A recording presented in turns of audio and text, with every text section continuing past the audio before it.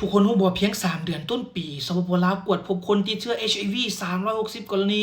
ในนั้นมีผู้หญิง141กรณีโอ้โหทุกคนจากการรายงานของศูนย์ตัดเด็กและพตพรายงานว่าใน3เดือนต้นปีมีคนเข้ามากวดพยาธิ HIV สูงถึง 28,000 กว่าคนและในนั้นพบเชื้อ360กรณีมีเพศหญิง141กรณีและเพิ่นสังเกตว่าแนวโน้มของการติดเชื้อ HIV มีแนวโน้มสูงขึ้นเรื่อยๆต้องหันกลับมาเบิ่งแต่ว่าเฮาฮู้จักเฮาเข้าใจและเฮาป้องกันหลายหน่อยสำหรับทุกคนปัญหานี้บ่เป็นปัญหาใหม่มันเกิดขึ้นเรื่อยๆทุกคนการขาดความเข้าใจการถือเบาและการถือเบาของคนที่มีพฤติกรรมเสี่ยงบ่จะเป็นคู่นอนหลายคนหรือว่าบ่ป้องกันเวลามีเพศสัมพันธ์ต่างๆเฮ็ดให้สามารถเกิดขึ้นได้เรื่อยๆบางคนบ่ค่อยอยู่บ้านล่าอยู่เฮือนล่า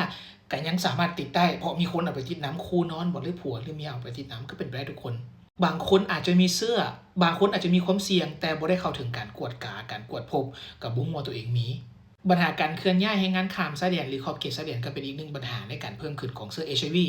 เพราะว่าลาวเฮามีชายแดนติดกับหลายประเทศนะบ่ว่าจะเป็นประเทศอ้อมข้างต่างๆฉะนั้นอัตราความเสี่ยงในการรับเชื้อส่งเชื้อผ่านไปผ่านมาข้ามชายแดนถือว่ามีสูงเช่นกันฉะนั้นหลีกเลี่ยงพฤติกรรมเสี่ยงบ่มีคู่นอนหลายคนใส่ถุงยางอนามัยทุกครั้งมีเพศสัมพันธ์ถ้าป้องกันตัวเองได้โดยการบ่มีเพศสัมพันธ์แบบเสี่ยงๆก็ยิ่งเป็นการดีทุกคนฝากกันไว้เพราะ HIV อาจจะบ่แม่นจุดจบมันเป็นเพียงจุดเริ่มต้น